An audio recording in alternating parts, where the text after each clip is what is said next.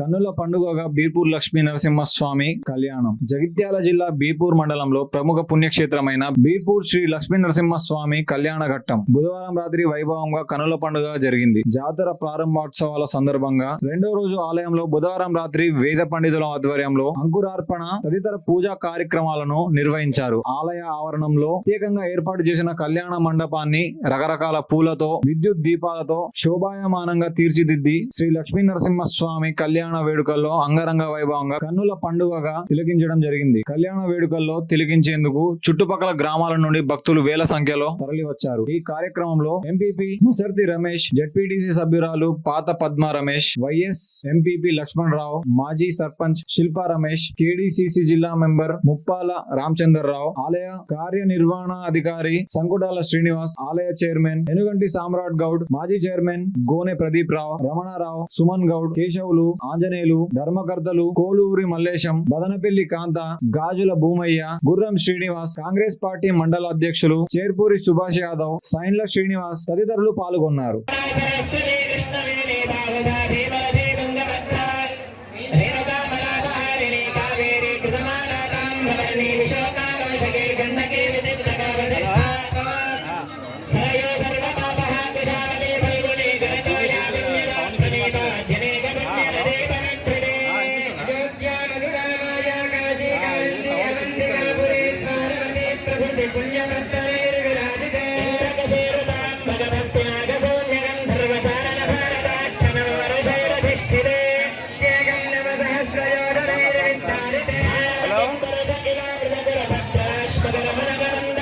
లడ్డులు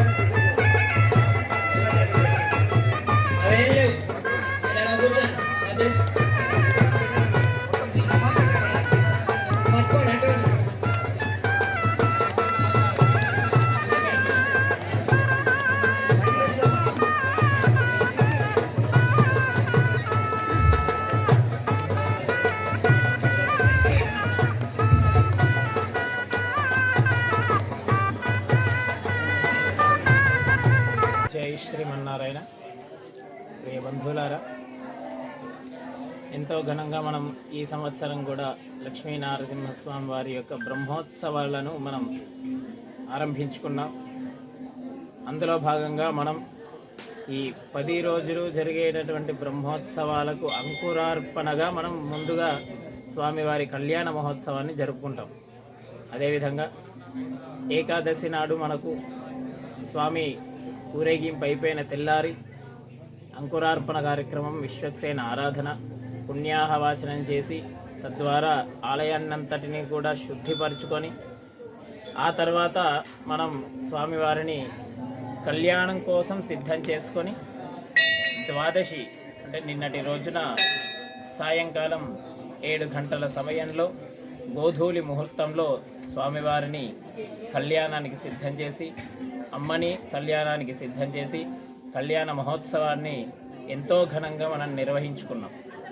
అందులో భాగంగా ప్రముఖులు భక్తులు కూడా 2000 మంది, దాదాపుగా 2000 పైచిలుకు మంది మనకు కళ్యాణంలో పాల్గొనడం జరిగింది. పాల్గొని స్వామివారి అనుగ్రహాన్ని పొందడం జరిగింది. అలానే కళ్యాణానికి ఎంతోమంది మేమంటే మేమని అందరూ కూడా ముందుకు వచ్చి కళ్యాణాన్ని ఘనంగా పూర్తి చేయడానికి సహకరించి కళ్యాణాన్ని ఏ ఆటంకం కూడా లేకుండా చేసి స్వామివారి అనుగ్రహాన్ని పొందడం జరిగింది.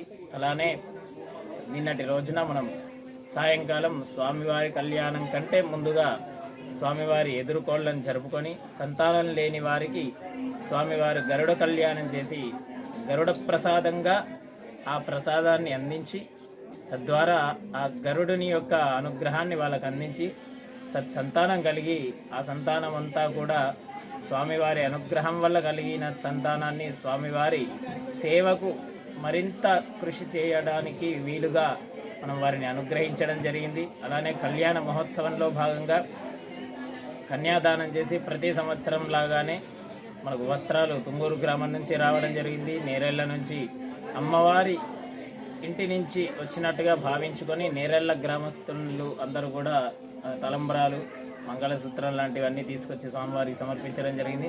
అర్చకుల సమక్షంలో, ప్రముఖుల సమక్షంలో, వేలాది మందుల భక్తుల సమక్షంలో స్వామివారు ఎంతో వైభవంగా కళ్యాణాన్ని నిర్వహించుకోవడం జరిగింది. ఈరోజు మనకు యాగం ఆరంభమవుతుంది. ఈ రోజు నుంచి 29వ తారీఖు వరకు యాగం జరుగుతుంది. యాగంలో ఎవరైనా పాల్గొనవలసింది అనుకుంటే ఎవరైనా వచ్చి పాల్గొనవచ్చు. దానికి ఎలాంటి నియమనిష్టలు ఏం లేవు.